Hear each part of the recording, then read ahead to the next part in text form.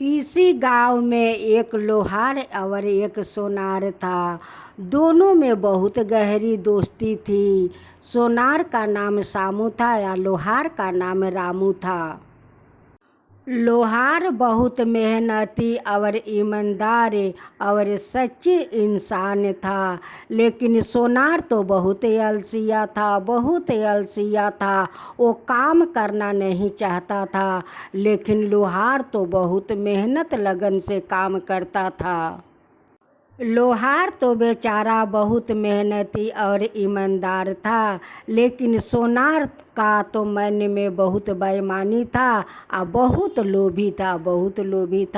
वो जब लोहार का दुकान में जाता था तो कहता कि दोस्त तुम तो अच्छे सामान बनाते हो। वो पसंद पड़ जाता है तो अपना दोस्त से कहता है कि दोस्त ये तो तुम्हारा भाभी देखेगी तो भाभी तो बहुत खुश हो जाएगी। यही कहकर सोनार वो लोहार का बनाए हुए सामान लेकर अपना घर चला जाता था। और लोहार कुछ बेचारा नहीं कह पाता था, क्योंकि सोनार जे दोस्त था आ वो दोनों को तो गहरी दोस्ती था। उसी दोस्ती के कारण लोहार कुछ नहीं कह सकता था। ऐसे ही सोनार कई दिन बाद आता था आ कुछ न कुछ लोहार का दुकान से वो लेकर चला जाता था, लेकिन लोहार बेचारा कुछ नहीं कह सकता था। एक दिन लोहार एक बाल्टी बनाने में बहुत मेहनत किया।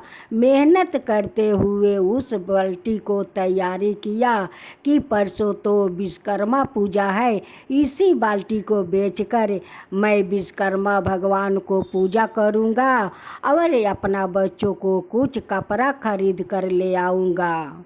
विश्वकर्मा भगवान तो सोनार का भी देख रहे थे और लोहार का भी देख रहे थे।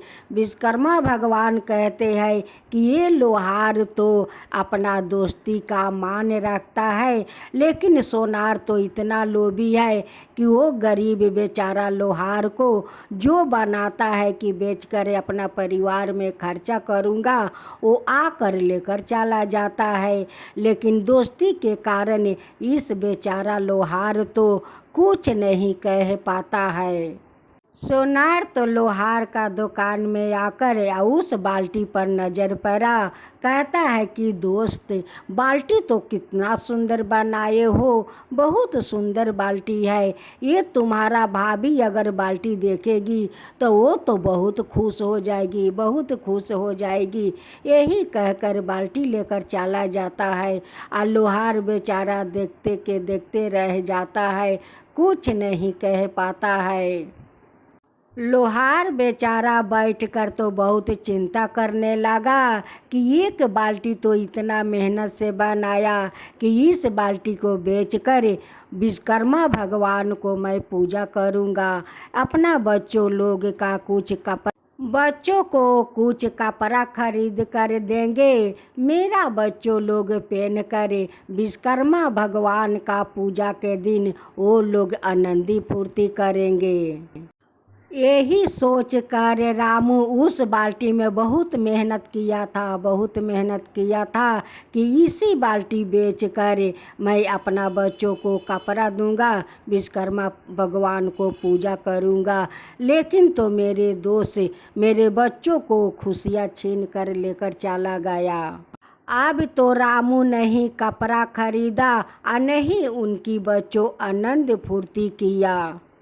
रामू 1 रुपया का बतासा कीन कर ले आता है और विश्वकर्मा भगवान को चढ़ा देता है और कहता है कि हे विश्वकर्मा भगवान, मेरे पास तो 1 रुपया था, उस रुपया का मैं बतासा कीन कर आपको चढ़ा दिया। भगवान ने आपको चढ़ा दिया। आप तो सब कुछ जानते हैं, आपसे तो कुछ नहीं छुपा है विश्वकर्मा भगवान, कुछ नहीं छुपा है। आप तो सब कुछ जानते हैं, मेरा हालत भी आप तो जानते हैं। लेकिन सोनार तो इतना अलसिया था, इतना अलसिया कि एक भी सामान बनाने में वो 2 महीना 3 महीना लगा देता था। वो बेसी खाकर बस सोए रहता था, काम में तो उसका मन लगता नहीं था। रामू तो लोहा का कुछ न कुछ बनाकर बेचता था, और जो बहुत अच्छा बनाता था कि उसमें मुझे अच्छा पैसा मिल जाएगा, वो तो सोनार आता था और उनकी देख कर लोभ लग जाता था, और वो सामान ठो अपना भाभी के नाम पर कहकर लेकर चला जाता था।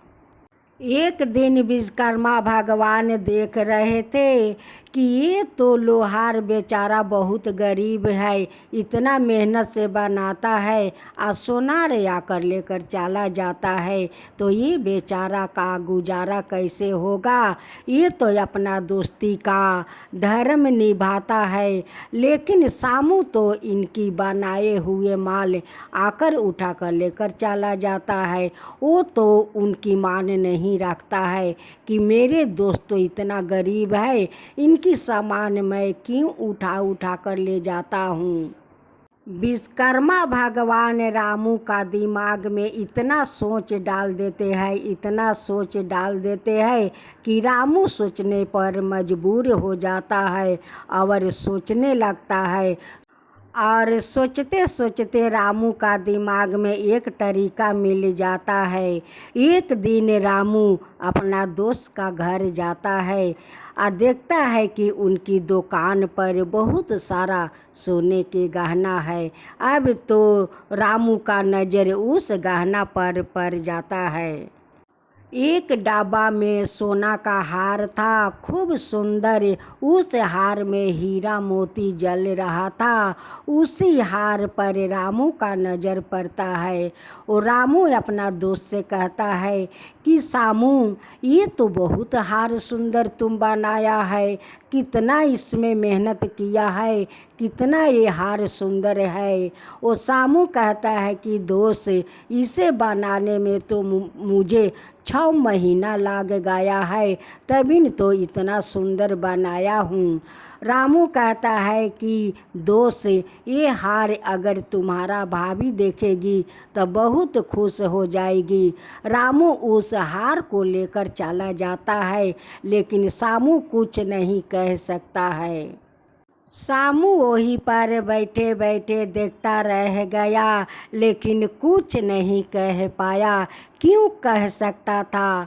वो तो जानता है कि उसका घर से तो मैं बहुत सामान ले आता हूँ, लेकिन मेरे दोस्त तो कुछ नहीं कहता है, तो मैं कैसे कह सकता हूँ।